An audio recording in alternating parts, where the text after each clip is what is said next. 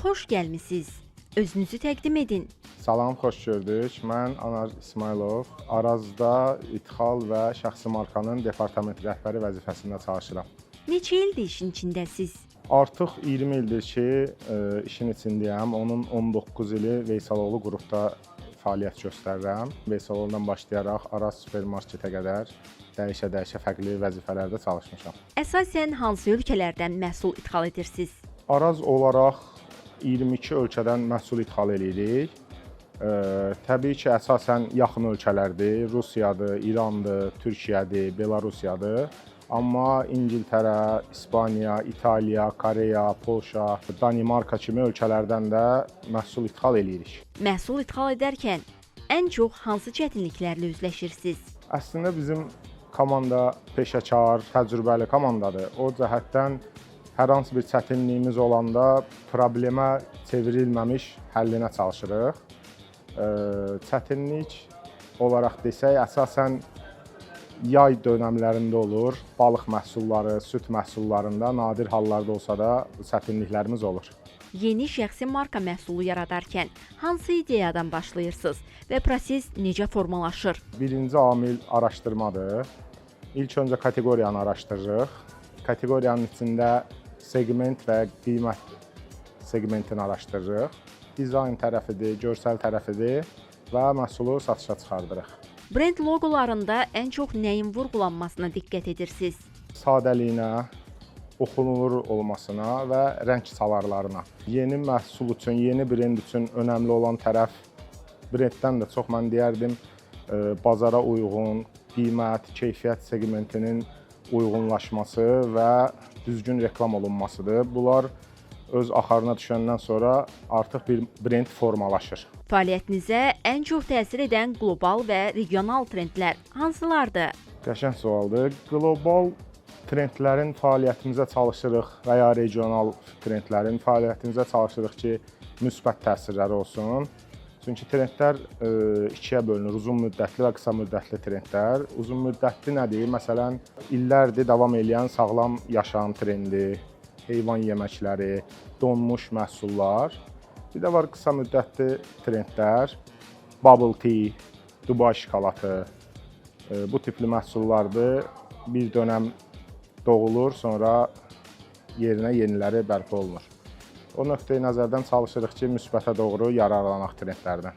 Əməkdaşların yeni tendensiyalara uyğunlaşmasını necə idarə edirsiniz? Ezamiyyətlərdə oluruq, fabriklərə gedirik, sərgilərdə oluruq. Orada bazardakı, yəni dünya bazarındakı dəyişimləri görürük.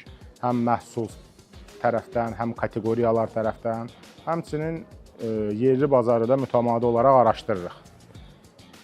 Yeniliklərdən, xaricdə gördüyümüz yenilikləri çalışırıq ki, maksimum sürətli dərəcədə öz ölkəmizə gətirək. Məsələn, qantel var, Dubai şokolatı var.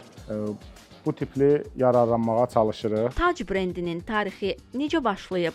İlk istehsalları Tac markası altında bakliyatlar olub, paxlalı məhsullar.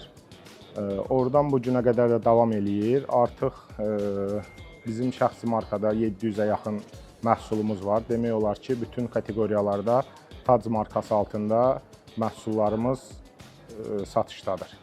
İndiyə qədər qarşılaşdığınız ən maraqlı və qeyri-adi məhsul ideyası hansıdır? Ən maraqlı və qeyri-adi.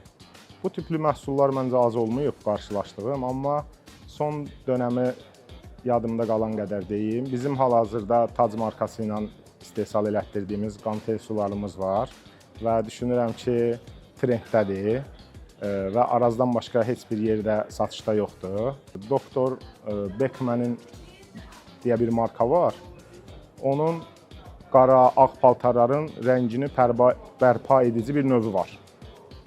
Mənə o çox maraqlı gəldi. Rəngi solubsa, istifadə edirsən, rəngi özünə qayıdır. Səth təmizləyici var, məsələn, illərdir insanlar fərqli cür stol silirdilər, təmizləyirdilər. İndi artıq istifadə elə at və daha uyğun qiymətə. Yalnız Arazda ifadəsi ilə hansı mesajı çatdırmaq istəyirsiniz?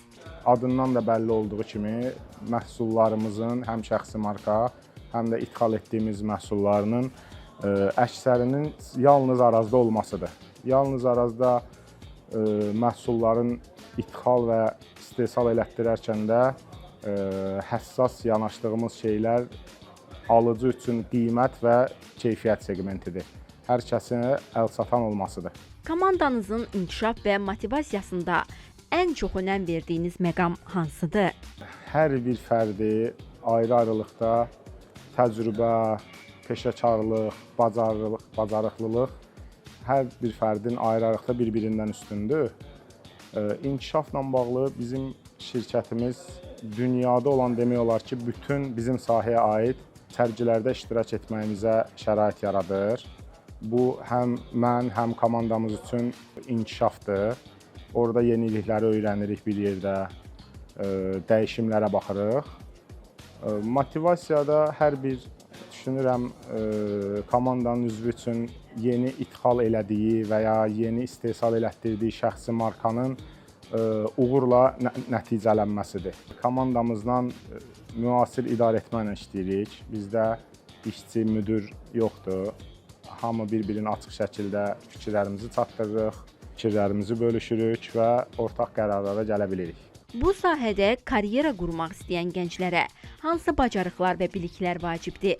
Birinci, sahələrin belirləməlidirlər, hədəfləri olmalıdır.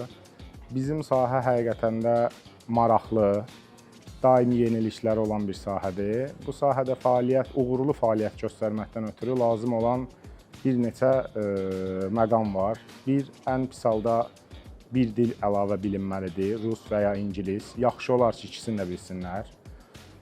2, analitik bacarıqları olmalıdır. 3, bazar araşdırmasını bilməlidirlər. 4, alış və satışdan məlumatlı olmalıdırlar. 5, ən önəmlisi deyərdim, məsuliyyət və təqibçilikdir. Suallarımızı cavablandırdığınız üçün təşəkkür edirik. Çox sağ olun.